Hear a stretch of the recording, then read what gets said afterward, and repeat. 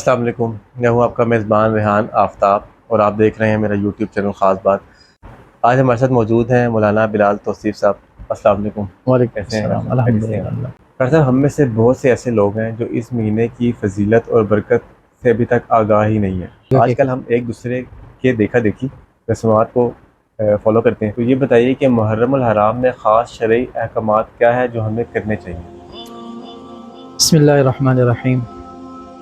ریحان بھائی، بات یہ ہے کہ محرم الحرام کے اندر پہلی چیز تو یہ ہے، آپ حدیث سے اگر حوالہ لیتے ہیں جی تو اس میں مسلم شریف کی روایت ہے جی کہ اللہ رب العزت کو رمضان کے روزوں کے بعد جو سب سے زیادہ محبوب روزے ہیں وہ محرم کے ہیں۔ محرم الحرام جی، محرم کے روزے ہیں۔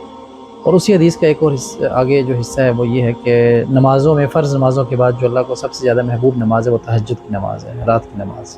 اچھا تو اس میں ایک تو روزہ آ گیا، جی ٹھیک ہے۔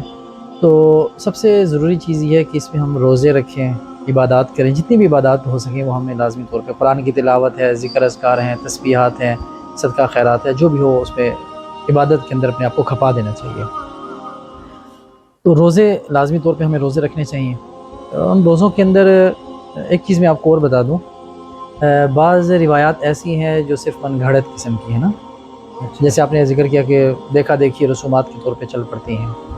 اس میں ایک روایت ہے جو من گھڑت قسم کی ہے، اور حدیث مبارکہ کے اندر آتا ہے کہ جس کا مفہوم یہ ہے، آپ علیہ السلام نے فرمایا کہ جو میری طرف کسی غلط بات کو منسوب کرے گا، جو میں نے نہیں کی بھی کوئی بھی ایسی بات منسوب کرے گا، جی تو اپنا ٹھکانہ جہنم میں بنا لے، دیکھ لے، پکڑ لے۔ اس میں ضروری یہ ہے کہ وہ حدیث میں آپ کو بتا رہا تھا کہ لوگ حدیث کے طور پہ اسے ذکر کرتے ہیں کہ اس مہینے میں جو پہلے 10 دن کے روزے رکھے گا، اللہ رب العزت ہوا کے اندر اس کے لیے ایک بڑا محل تعمیر کر دیں گے، اور اس طرح کی باتیں لوگ بیان کرتے ہیں۔ تو یہ بالکل من گھڑت ہے، اس کا حقیقت کے ساتھ کوئی تعلق نہیں ہے۔ ہاں، اتنی بات ضرور ہے کہ 10 محرم کا جو روزہ ہے اس کی فضیلت ہے، اچھا، ٹھیک ہے۔ 9 اور 10 یا صرف 10؟ اس کی تھوڑی سی ڈیٹیل میں آپ کو بتا دیتا ہوں کہ اصل تو 10 محرم کا روزہ ہے، صحیح، ٹھیک ہے۔ آپ علیہ السلام جب مکہ میں تھے تو قریش والے بھی 10 محرم کا روزہ رکھا کرتے تھے، اور اس کے بعد جب آپ علیہ السلام ہجرت کر کے مدینہ تشریف لائے جی تو تب بھی آپ 10 محرم کا روزہ رکھا کرتے تھے۔ اس کا بڑا اہتمام ہوتا تھا 10 محرم کے روزے کا۔ جب مدینہ تشریف لائے، رمضان کے روزے فرض ہو گئے، تو رمضان کی فرضیت کے بعد پھر یہ جو روزہ تھا یہ اتنا ضروری اور اہم نہیں رہا جتنا اس سے پہلے سمجھا جاتا تھا، اور لوگ رکھتے تھے، اہتمام کرتے تھے اس کا نا۔ تو یہ ایک ہے کہ 10 محرم کا روزہ یہ رکھنا چاہیے۔ صحیح، پھر جب آپ علیہ السلام نے 10 محرم کا روزہ رکھا تو صحابہ نے آپ علیہ السلام سے عرض کیا کہ اللہ کے نبی، یہ تو یہود و نصارہ بھی رکھتے ہیں، تو ہم بھی رکھیں گے یہ والا روزہ؟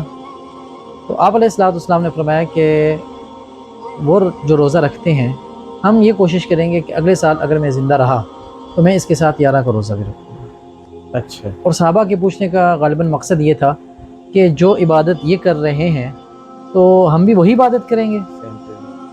اور ایک اور چیز باریک نقطہ اس کے اندر میں آپ کو ذکر کر دوں کہ صحابہ کو بھی اس بات کا تھا کہ عبادت کے اندر مشابہت ہو رہی ہے، اور آپ علیہ السلام کو بھی یہ تھا کہ اس عبادت کے اندر مشابہت ہو رہی ہے۔ تو عبادت کے اندر بھی غیروں کے ساتھ مشابہت آپ علیہ السلام کو قبول نہیں تھی۔ تو آپ علیہ السلام نے فرمایا کہ اگر ہم زندہ رہے تو 11 کا روزہ ہم 10 کے ساتھ 11 کا روزہ بھی رکھیں گے۔ اس لیے علماء نے لکھا ہے کہ 10 محرم کے ساتھ یا تو 9 کا روزہ رکھ لینا چاہیے تاکہ وہ مشابہت ختم ہو جائے، یا پھر 11 کے ساتھ شامل کر لینا چاہیے تاکہ یہ مشابہت ختم ہو جائے۔ تو یہ ایک روزہ رکھنا 10 محرم کا یہ ایک فضیلت والا عمل ہے، ٹھیک ہے، یہ کرنا چاہیے۔ باقی میں نے آپ کو بتایا عبادات کے اندر وہ اس میں کوشش اور محنت کرنی چاہیے۔ پھر ایک روایت ہے، اگرچہ محدثین نے اس کے اوپر تھوڑا سا کلام کیا ہے اور اس کو کہا ہے کہ اس درجے کی نہیں ہے جس درجے کے اوپر ہمیں عمل کرنا چاہیے، جی، وہ یہ ہے کہ جو بندہ 10 محرم کو اپنے اہل و عیال کے اوپر وسعت کا مظاہرہ کرتا ہے، مطلب کھانے کے اندر وسعت کرتا ہے، اچھے معاملات رکھتا ہے، تو اللہ رب العزت اس کے پورے سال کے اندر اس کے رزق میں بڑی برکت دے دیتے ہیں۔ یہ روایت لوگ بیان کرتے ہیں اور اس کے بعد یہ کہتے ہیں یہ روایت جو ہے اس درجے کی نہیں ہے جس کے اوپر عمل کرنا چاہیے۔ لیکن ایک بات اور یہ ذہن نشین کر لینی چاہیے کہ یہ روایت اگرچہ ضعیف ہے، لیکن اور بہت سارے طرق سے، راستوں سے یہ روایت ہمیں ملتی ہے۔ تو تو فضائل کا جہاں تک معاملہ ہے تو فضائل میں تو اس کو بیان کرنا یا اس کے اوپر عمل کرنا تو اس میں کوئی حرج کی بات نہیں ہے. تو اس کا تھوڑا سا اہتمام ہو جانا چاہیے کہ 10 محرم کو اپنا دسترخوان وسیع بندہ کر لے, گھر والوں کے ساتھ اچھے معاملات رکھے تاکہ رزق کے اندر وسعت اور برکت بھی ہو. اور سب سے اچھی بات یہ جب روزہ انسان رکھتا ہے 10 محرم کا تو افطاری کرا لینی چاہیے, تو یہ بڑی اچھی بات ہے. تو اس میں ایک اور چیز یہ دیکھیں کہ لوگ سبیل وغیرہ لگا دیتے ہیں, پینے کے لیے بھی سبیل لگی ہوئی ہے, سارا کچھ ہو رہا ہے. تو اس میں عبادت کے حد تک سبیل دیکھیں یہ بھی عبادت سے دور کرنے والی چیز ہے نا, جو آپ نے کہا نا رسومات سے لوگ وہ چل رہے ہیں, تو یہ بھی ایک رسم ہے. ہونا یہ چاہیے کہ اس میں تو روزے کی فضیلت ہے نا, تو روزے میں تو سبیل نہیں ہوتی. آپ سبیل لگا کے لوگوں کو پانی پلا رہے ہیں تو اس کا مطلب یہ ہے کہ آپ لوگوں کو عبادت سے ہٹا رہے ہیں. تو کوشش سبیل لگائیں, آپ افطاری کے بعد لگا لیں تاکہ روزہ تو ہو جائے نا لوگوں کا. افطاری کے بعد آپ سبیل لگا لیں, رات کو لگا لیں, آپ لوگوں کو افطاری کرائیں. ٹھیک ہے, یہ بھی ایک بڑی ثواب کا کام ہے, آپ لوگوں کو سحری کرائیں. یہ اس طریقے سے آپ 2-3 چیزیں ہی ہیں, ایک تو روزہ ہے, دوسرا دسترخوان انسان وسیع کر لے. تو یہ باقی چیزیں جو ہے نا وہ آپ والی بات ہے, وہ دیکھا دیکھی ہمارے یہاں چل رہی ہیں. آپ نے سبیل کی بات کی ہے, تو سبیل کے ساتھ دیگے لوگ بانٹ رہے ہوتے ہیں اس دن میں, خاص دن میں, جس طرح 9 اور 10 کو لوگ بہت بانٹتے ہیں. تو کیا یہ جائز ہے, کوئی طریقہ اس کا ٹھیک ہے, بانٹنا چاہیے؟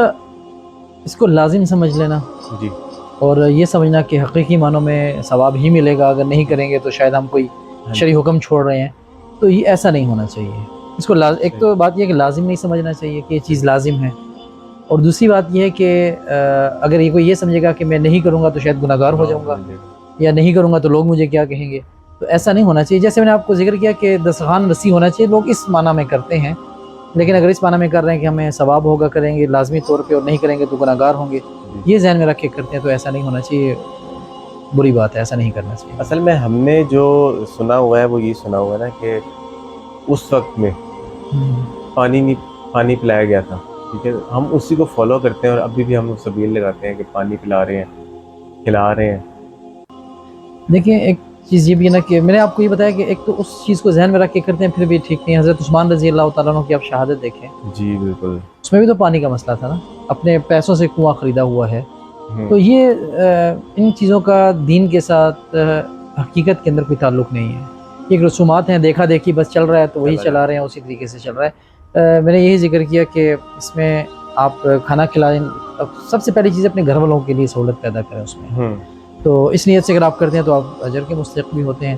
لیکن اس کو اگر آپ لازم سمجھ کے کرتے ہیں, نہیں جی وہاں پہ بڑا ظلم ہوا تھا, ہم اس وجہ سے کر رہے ہیں, اور یوں ہو رہا ہے وہ ہو رہا ہے, وہاں پہ یہ ہوا تھا. اور یہ ایک اور چیز میں آپ کو بتاؤں کہ تھوڑی سی کچھ کہانیاں بھی ہیں جو لوگوں نے اس میں شامل کر لی ہیں, جس کا حقیقت کے ساتھ تعلق نہیں ہے.